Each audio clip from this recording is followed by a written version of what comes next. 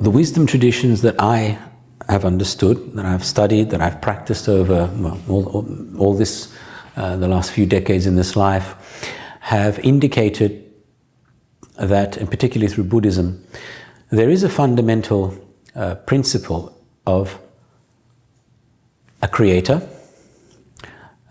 So that is more or less the source, and it acts in a manner of conceiving. And then the human is the recipient. And what part of the human receives? Well, my background in science has been biophysics, and for approximately the last 30 odd years, I've been looking at altered states of consciousness through cognitive research. So the pathway that I've come to understand is that something does the conceiving. The human entity, whether it's through the senses, which the hearing, smelling, tasting, touching, and via the nervous system pick up signals and messages and send it back to the brain. So the brain acts as some kind of central processing unit. So it does the receiving. So something is transmitting to and conceives. Body's sensorial system or brain is receiving. And then there's a part of our brain which we could call it the observer or the left brain, the intellectual, rational aspect, perceives. So the three together become an interesting, we could call it a triangle of operation, interaction, stimulus, response, and it's a loop that is moving through its machinations constantly. If we take a child that's just born, we know that it's predominantly, especially from the ages of postnatal till about 2.4 years of age, 0 to 4 hertz are the cycles that they picked up, and it's delta waves. So it's just basically in a flux and a sea of interaction of stimuli. And then from 2 till about 6 years of age, it starts going into the delta imprinting, the theta imprinting, and there's a lot more activity going on. Now, I am looking at this process as that's the time when the perceiver receives the fundamental programs that end up acting as the base level perception of their personality and the character. So that becomes their identity.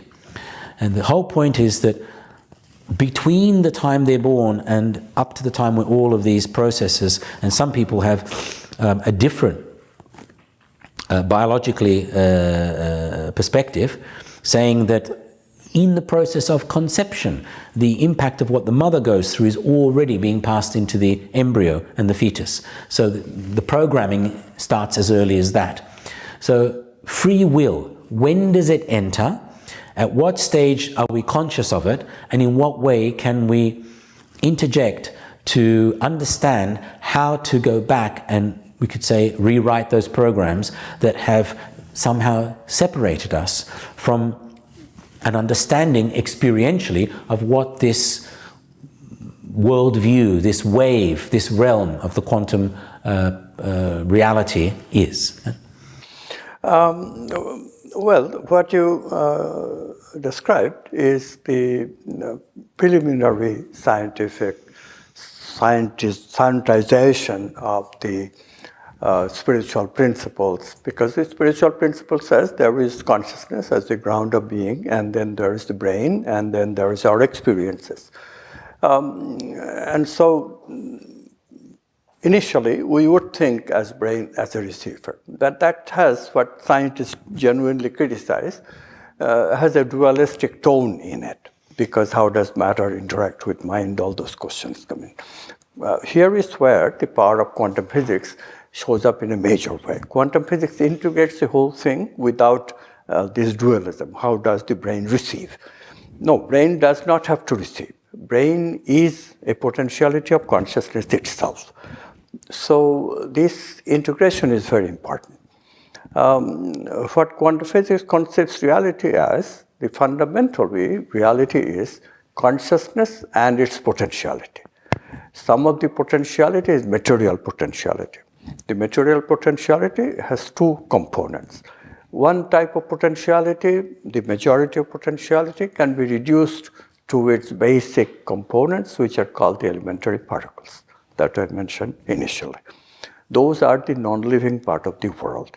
And then there are very special potentialities of matter that had to evolve in potentiality.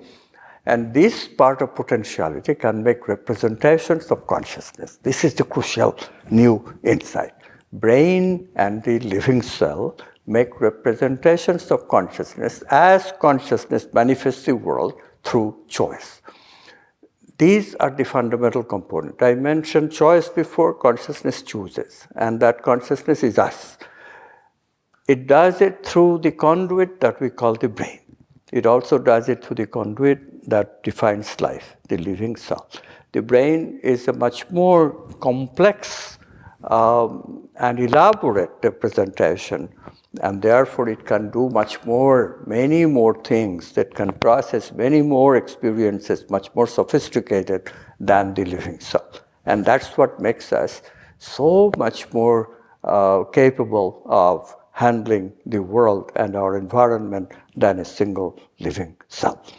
So in this way, what I'm saying then is that our freedom to choose can be defined in various things. We become, because of the nature of the brain makes memory, we do become conditioned because memory will replay and lead us in a certain ways so that we respond in the way that we responded before. But this ego, as this conditioned self is defined, is not our only self. There is also this self that existed before conditioning. And that self always exists. Any response to a stimulus goes through that quantum self as well as where we experienced it, the ego self. People have measured these things and they find that there is a half a second gap between our initial registration in the brain and by the time we become aware of it. But occasionally, we do fall into that quantum self-awareness. That's when we feel an expanded sense of the self, a unity. Without these experiences, spirituality would never be discovered or appreciated by human beings. But we all fall into this quantum self-experience, that aha unity, every once in a while. That's why people have this yearning. Can we live that way, that oneness? So what is the human free will? There is free will at the ego level, which is very much compromised, but a very important part of the free will enters there even at that level, which is the free will to say no to conditioning. When we do that, we open ourselves to the creative adventure, and following the creative process, which we shall go into later, I'm sure, following the creative process, we take charge of the very important freedom to choose that our unconscious gives us. It is unconscious in the ego level of awareness, to be sure, but by following the process, we make that unconscious exercise of free will almost compulsory. We can follow the creative process in such a way that that freedom to choose at a very base level, freedom to choose creatively at a very base level, to investigate and explore new meanings, and especially the context of new meanings that we call archetypes like love and truth and fairness and abundance. This is the essence of the human condition. And this is the part that we are throwing away out of ignorance following today's worldviews of either religion or scientific materialism. Either worldview closes us down towards creativity. Either worldview are limited, whereas the quantum worldview integrates both of them, keeping their strengths and throwing out their weaknesses, and also bringing new aspects of our creativity and potentiality into our awareness.